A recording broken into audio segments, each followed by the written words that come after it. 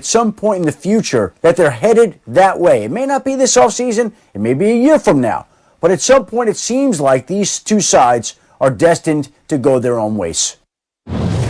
It's just unbelievable that this is where we are. And we were saying in the meeting this morning that the marriage may not be over, but if you were married and you have a list of 4 people that you would marry subsequently if this marriage should break up, your marriage is in trouble. So that's where we are right now. Jeremy Fowler, fill in the details. What the actual heck is going on? Well, Greeny, here's the latest. Russell Wilson himself, I'm told, does not expect to be traded. Those are based on indications and talks with the team. I've spoken to several people with the Seattle organization and said, look, we're planning for Russell Wilson for 2021. There's nothing going on right now, no potential trades drawn up for Wilson. But it's outside of the organization. Several high-ranking people I've spoken to believe this is an inevitability. Maybe not this offseason, but next offseason because of the growing tension that isn't right now. It's been a couple years. There were even trade talks with the Cleveland Browns a few years back about doing a potential deal when the Browns were drafting high because Russell Wilson has grown increasingly frustrated with the lack of personnel input, particularly the investment from the team in the offensive line over the last 8 to 10 years. He's wanted more of that. He hasn't gotten it. It's resulted in some heating up moments internally with the team and the coaching staff. It's remarkable because he is always, at least outwardly, the most team-first guy. He ends every interview conversation by saying, "Go Hawks." What can we tell us about the 4 teams here, Jeremy? The Bears, the Raiders, the Saints, and the Cowboys, because fans at a lot of those places are awfully excited this morning. Yeah, so Russell Wilson's thinking is broader. It's big picture from what I'm told. This is a guy who wants to be in an NFL managerial position in the future, maybe even NFL ownership. So in a case like Chicago, he's not thinking in terms of their struggles on offense recently. He's thinking in terms of turning around a franchise that is historically great but has had struggles on offense for the better part of 20 years. He would love that kind of story. And then Dallas, it's a huge market. It'd be fun to play for them. New Orleans, he's thinking good play calling, an offensive mind that could expand his game. So he's really throwing a lot of different flavors out there. And that's by design from what I'm told. He wants to give himself a variety of options. This is a short list he's had for a while in his back pocket because of his no trade clause, ready to go at any time. My goodness. Bart Scott, what do we make of this? I mean, you talk about the frustration. We call this the Tom Brady effect as well. You talk about great players that are trying to take control of their narrative, but also look within the division. I think right now I would probably place the Seahawks as the 3rd best team within that division, with Arizona's kind of vying for that 3rd spot as well.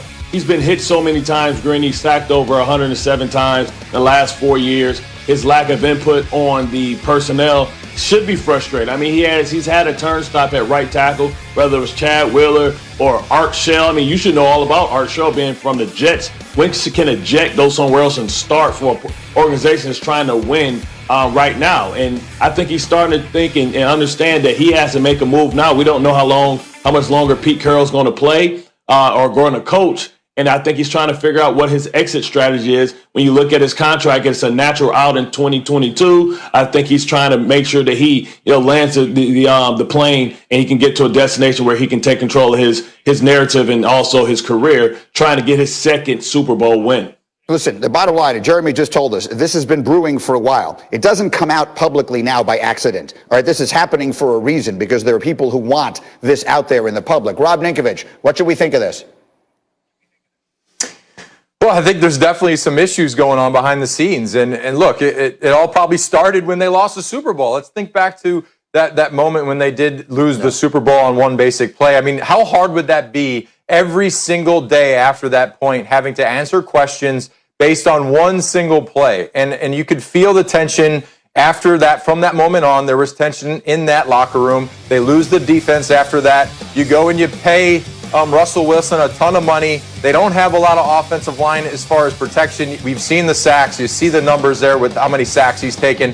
But the one argument you can make is he has the best receiver potentially in the future that's going to be in the NFL. So with DK Metcalf on the roster, that definitely helps out Russell Wilson. So it'd be interesting, to be in his camp and say, look, I'm happy here, but yet there's 4 teams that I'd like to go to. That's it's kind of like twisting it a little bit there, because if he was happy where he's at, he would just say, yeah, I'm happy in Seattle. I'm a Seattle Seahawk, end of story. That'd be Absolutely. It. But no, he goes out of his way to say there's 4 teams that I'd like to go play for, which kind of keeps it open if you're those 4 teams. Oh, no question about it. I point out 2 quick things. 1, Rob Ninkovich was on the field for that interception in the Super Bowl. And 2, Cindy, can we get the full shot quickly on Ninko? Because the man is devious. That is you sacking Russell Wilson in the Super Bowl behind you, isn't it?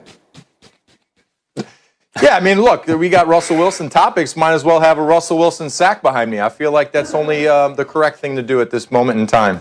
That is a perfect flex for this day. Now, let us tie this together with some of the other big quarterback stories. Who knew this was going to fall into our lap? Because we have been sitting and talking about other quarterback situations, including one involving Dak Prescott with the Cowboys. And I have made the point here that it is in the Cowboys' best interest at this point, because they themselves have mishandled this so badly, to seriously consider trading Dak Prescott. And you look at the numbers here. Look at these 2. The comparisons are interesting. They're both star players. They're both potentially disgruntled in the situations they're in, perhaps for different reasons. But maybe the best way to make them gruntled is a trade, one for the other. So, Jeremy Fowler, let me throw that at you. Dak for Russell Wilson. Who says no?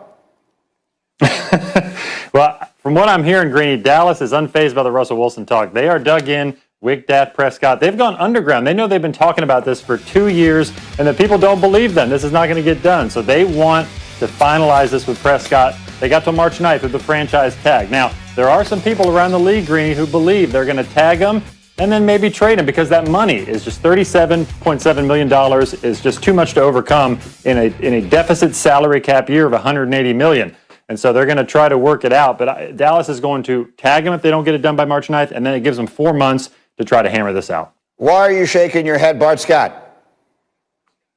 I mean, you know, if I'm Dak Prescott, I've gone this far. If I don't get my terms, I have all the leverage. If I don't get my short contract where I can get out and hit the market again, then I'm not signing anything, because all the pressure is on Dallas. Because if they don't have Dak Prescott, who do they have behind center? What chances do they have to win? We saw that Andy Dalton is not the answer. Dak Prescott is pulling the Kirk Cousins playbook, and he's going to be a guy who came in as a 4th-round draft pick, who didn't make a lot of money, who's going to recoup all that money because he was cheap labor for a long time. He was underpaid. So now it's time for him to have the opportunity to get 2 bites at the apple. That's what every athlete wants, an opportunity to get 2 big deals. And he missed out on the 1st round. He's going to get one in the 2nd and the 3rd, just like Russell Wilson did, because he's been able to give the Dallas Cowboys a discount for the early part of his career. Now it's time for him to pay the piper.